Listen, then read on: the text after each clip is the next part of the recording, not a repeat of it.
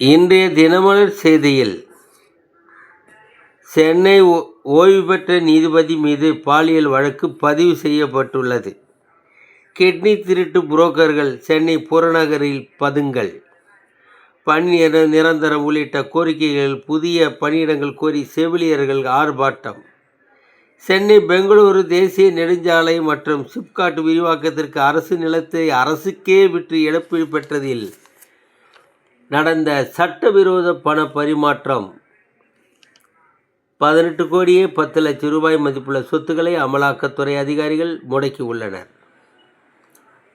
தேர்தல் நெருங்கி வருவதால் கரூர் வெண்ணெய்மலை கோவிலுக்கு சொந்தமான இடத்தில் கட்டப்பட்ட வீடுகளுக்கு சீல் வைத்ததை கண்டித்து காங்கிரஸ் எம்பி உள்பட 400 பேர் கைது.